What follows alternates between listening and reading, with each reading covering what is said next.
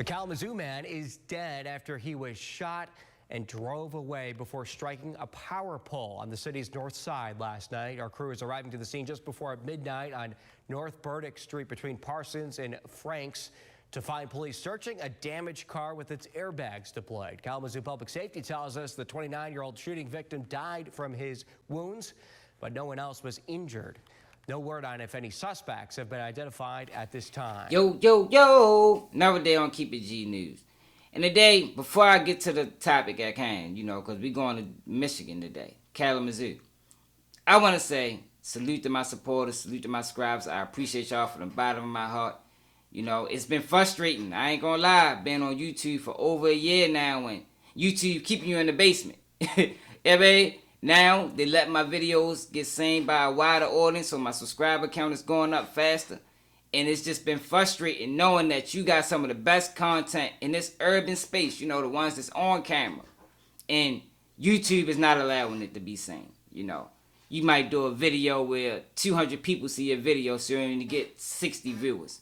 You feel me? And that's how it works. It's the algorithm. So when y'all see people they might not got the views, that don't equate to bad content. That just mean that YouTube is not allowing their videos to be seen. If 10,000 people see the video, they might get 500 viewers. But if only 17 people see it, he's only going to get 2. And we talking about hot topics. The same topics everybody else talking about. But I had to get that out the way. Now, do y'all remember from my old folks, man? And, some of the younger crowd, y'all should know this. It was a time in the 90s, early 90s, mid 90s, even into the late 90s where people was getting murdered for Michael Jordan tennis shoes. Now, it still happens today, but back then, it was a thing, You couldn't walk around in certain areas of the city with Jordan tennis shoes because somebody might rob you, even possibly kill you over it. It actually got so big that Sports Illustrated did an article on it, and Jordan actually had to put out a statement because he had blood on his hands or on his shoes. Even Stephon Marbury got in the mix because he had his N1 tennis and he wanted to make his shoes more affordable for the urban kids because he didn't want nobody getting killed over his tennis shoes. And he was hard on Jordan about it, and I get it. Now, Jordan never brought his price down. He's still charging upwards of $100 and something for his tennis shoes. But it calmed down now because we got more competition. Well, that's what take me to Kalamazoo, Michigan, because this ain't that. A man was shot and killed when he tried to sell a pair of Jordans in Kalamazoo. James Douglas White Jr., 29, was shot and killed December 30th, 2022, near North Burdick Street and Parsons Street. He went to Burdick Street to sell a pair of shoes to Jelani Darshawn Narling. White's girlfriend, Ebony Whitehead, testified. It turned out to be an ambush as White was shot at from 2 different directions. Narling, 27, is charged with 10 felonies, including open murder, for the alleged role in White's death. 5 witnesses testified for more than 3 hours Wednesday, June 7th, during Narling's preliminary examination. Kalamazoo County District Judge Christopher Hannick found there was probable cause Narling committed the crimes and sent the case to a jury trial. Narling is charged with 1 count each of open murder, assault with intent to murder, felony and possession of ammunition, discharging of a firearm in or at a building, 2 counts of a felony possession of a firearm, and 4 counts of felony firearms. White was the father of 8 children and loved his family deeply. His sister, Lily West, said, "Going to sell shoes to Narlings was a bad idea," Whiteside said she told White. Narlings is friends with Keyshawn Given, who White was beefing with. Whiteside said the two had a conflict that spanned a couple of years, she testified. Gavan had previously threatened to kill White, Whiteside testified. While setting up the shoe transaction, Narling messaged Gavan to see where to set the location. Cell phone data put both Narlings and Gavan in the area of Burdick Street. Kalamazoo County Assistant Prosecutor Lindsay Schiller said, 8 days before the homicide, Gavan and Narlings were both allegedly involved in a shooting at a home on Harley Street, where White was known to stay at. Multiple witnesses testified. Some of the Narlings charges are related to the December 22 shooting. Narlings is in the area of the shooting, according to cell phone analysis. KDPS intelligence analyst Michael Fry testified. Cell phone analyst shows Gavan video called White for 6 minutes and 9 seconds during the time the house was shot at, Fry said. 3 bullet holes were found in the house on Harley Street after the shooting, Schiller said. After the shooting December 30th, police found shell casings from 2 different guns in the area where White was shot. Then KDPS crime lab specialist Gary Latham testified.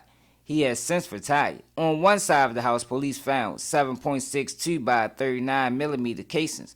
About 55 yards away, police found 9 millimeter casings, Latham testified. Video footage shows 2 rounds of shots being fired. A couple seconds apart, it's difficult but not impossible that the same person fired both guns, Latham said. White drives up to the house on Burdick Street, according to video footage, Latham said.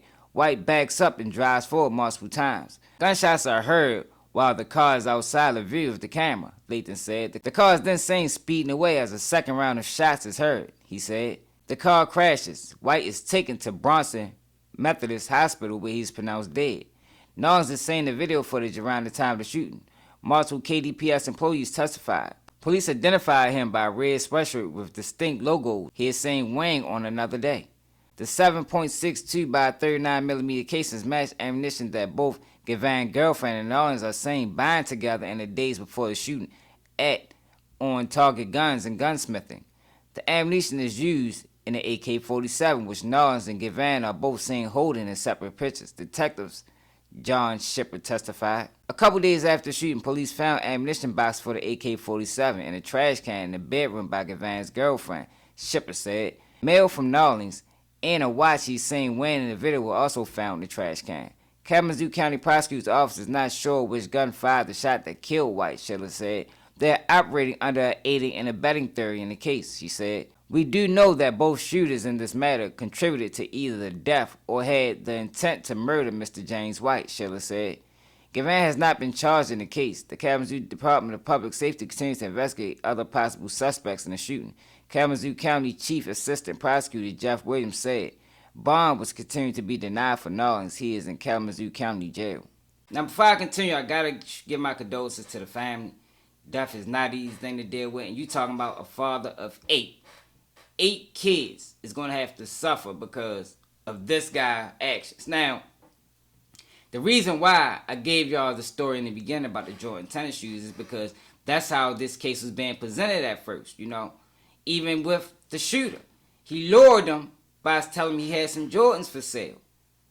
And y'all know, sneakerheads is a thing now. It's actually a lucrative business, the resale of tennis shoes. So, James went there to buy tennis shoes. Even though his girlfriend at the time, Miss Whiteside, told him, no, don't go there.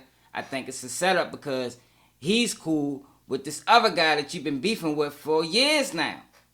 He went anyway. And if y'all paid attention close to the article I read, you can tell by his actions, he wasn't trying to get out the car. He was scared.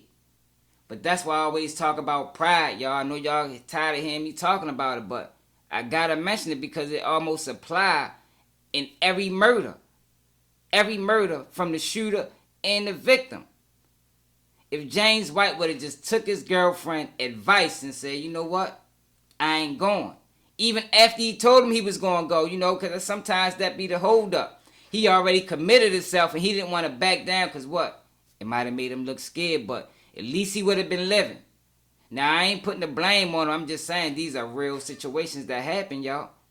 Real situations. Now, this shooter is going to court alone, even though, per the article I just read, it might have been another shooter involved because they found 2 weapons, not weapons, but 2 shell casings from an AK-47 and a 9mm pistol. Now, he could have shot both. It's possible.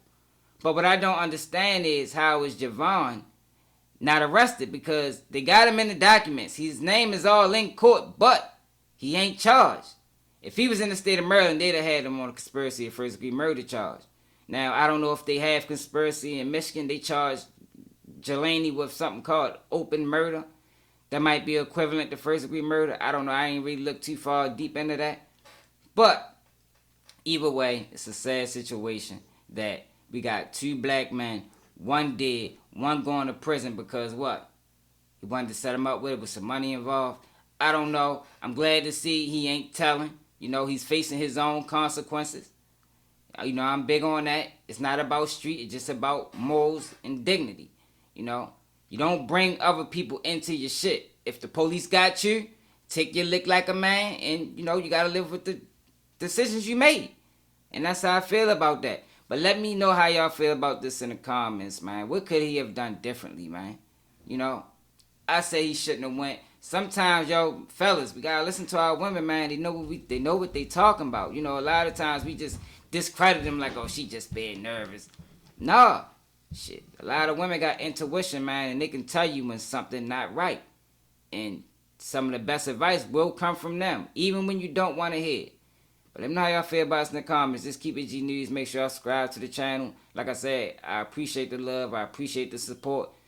We out the basement, but we still got a long road ahead of us. Need some praying people feel like I'm stuck. It's seeping deep, but don't be smoking shit that you ain't roll up. I'm trying to teach you. Niggas singing up their nose on the low and think I don't know it. Mama lying for my bro, cause he wrong and think I don't know it. If it was get it poppin' time on the grind and I jailed on you, God please take my breath from my body, I fell bro. I've been in every war, holding every shield, swinging every sword. I stood and never ran. Why would you lie and try to steal my glory?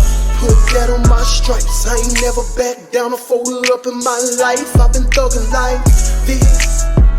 I've been thugging like this. I've been thugging like this. I've been thugging like. If I'm lying, God take my sight. Never let a bro starve in my life. I've been thugging like this. I've been thugging like this. I've been thugging like this. I've been thugging like.